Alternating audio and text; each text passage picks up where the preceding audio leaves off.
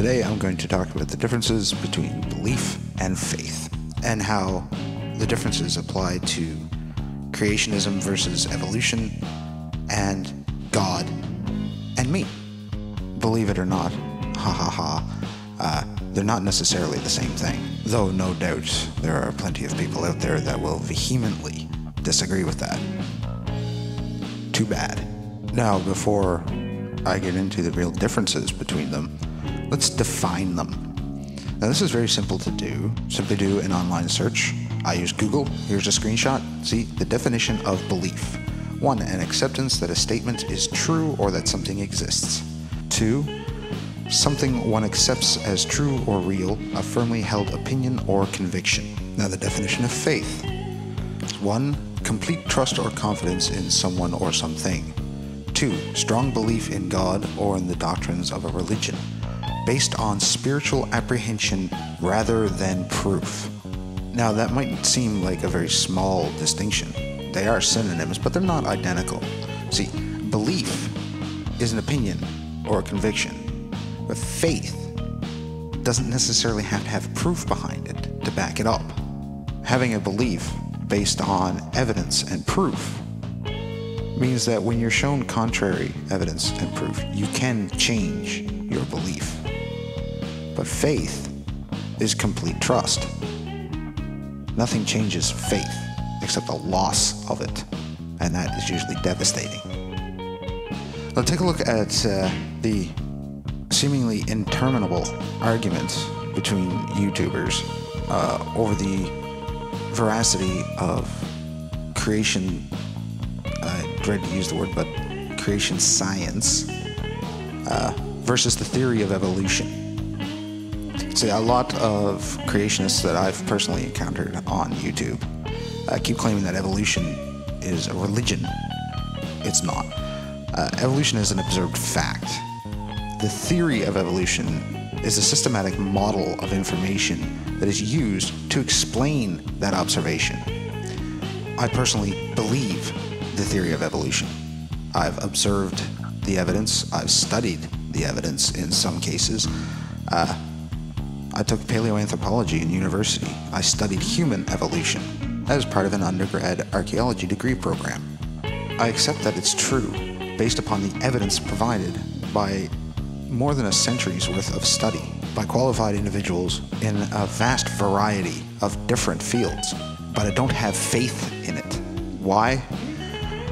Because with new discoveries and new information, previously held beliefs can be proven to be incorrect, and the theory needs to be adjusted to fit the new parameters. A prime example of this is the recent discovery of Ardipithecus ramidae, or Ardi, as she's known. It was a previously held belief based on the evidence that our earliest ancestors were savanna apes. Ardi's pelvis shows that she walked upright, like we do. But paleontological research into her environment shows that she lived in a forested area. Now, this pretty much turns previously held notions of our earliest beginnings on its head, and things have to be readjusted. If, and I have to stress if, it can be shown that Ardipithecus ramidae is in fact ancestral to us. I'm not yet convinced, but I am open to being convinced if I'm provided with sufficient evidence. To paraphrase Dr. Richard Dawkins, I have an open mind, but not so open that my brain is in danger of falling out. Now, this is where it differs from creation science.